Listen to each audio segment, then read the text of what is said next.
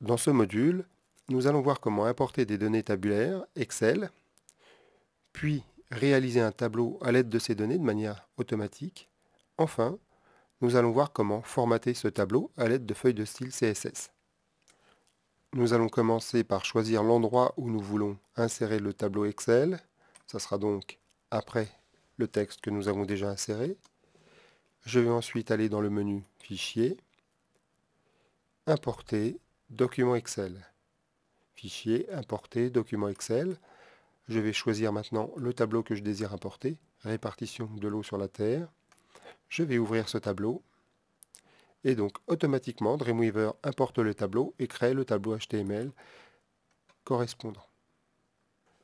Nous allons commencer par centrer ce tableau dans la page. Je sélectionne la balise Table sur la barre d'état, aligner et je choisis centrer.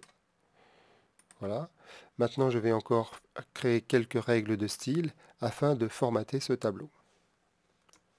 Je vais commencer par créer un style pour la première ligne.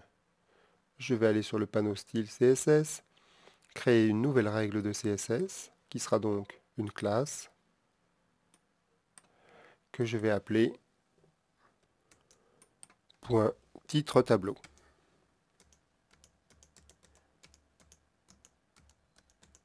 Comme ceci. Je valide la boîte de dialogue. Je vais donc sélectionner un alignement dans la catégorie bloc. Je prendrai un alignement centré. Comme couleur d'arrière-plan, je vais prendre une couleur qui varie quelque peu de l'interface, comme ceci. La typo, je vais prendre une fonte plus grasse. Et je vais valider ma boîte de dialogue.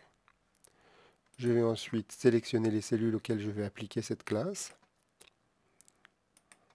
Titre tableau. Et la deuxième, titre tableau, comme ceci. Je vais maintenant créer une autre classe pour les autres colonnes de mon tableau.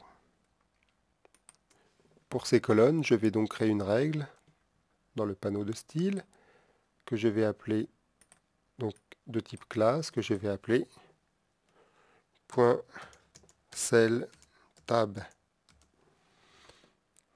Ces cellules de tableau seront donc sur un arrière-plan blanc, comme ceci. Le texte de la catégorie bloc donc sera centré également et je vais laisser la police par défaut. Je valide la boîte de dialogue. Je vais encore sélectionner les cellules. Donc je sélectionne TD et je vais appliquer la classe. Ainsi de suite. Voilà. Je sélectionne la cellule sur la barre d'état. C'est la manière la plus sûre. Comme ceci.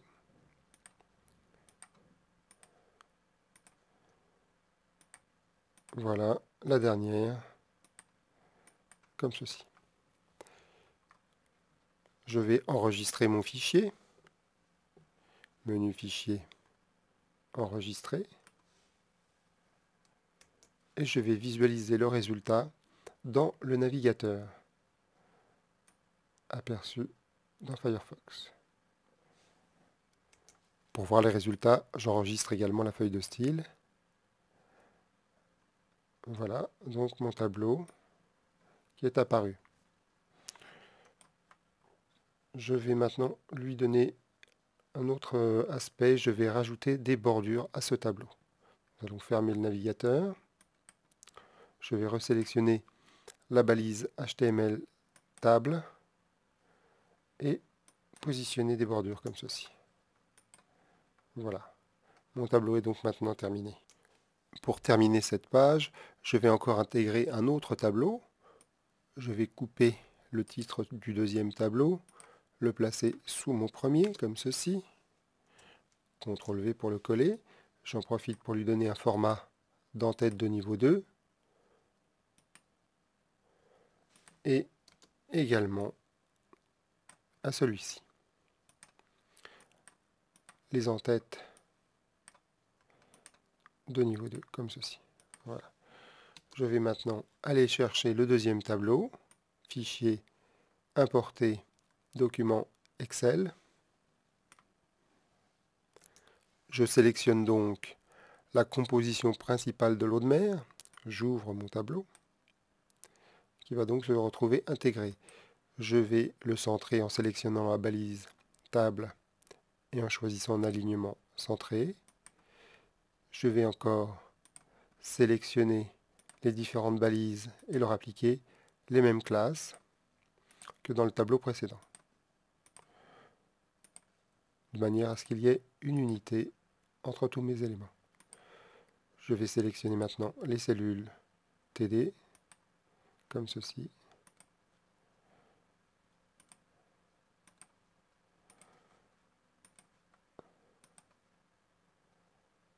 Et ainsi de suite. Je sélectionne les balises et j'applique les règles comme ceci. Voilà.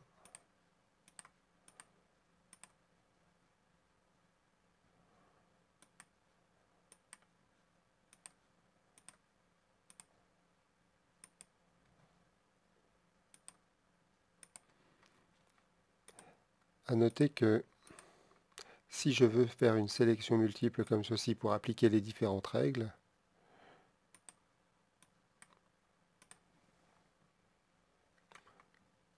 je peux également le faire. Voilà, ça va un peu plus vite. Il ne me reste plus qu'à sélectionner mon tableau et à lui mettre une bordure de 1 pixel pour qu'il soit conforme au modèle précédent. Voilà, c'est parfait. Je vais donc enregistrer mon document. En même temps, je vais lancer l'aperçu dans le navigateur de manière à enregistrer le document et la feuille de style en même temps. Voilà. La liste à puces réalisée précédemment et mes deux tableaux.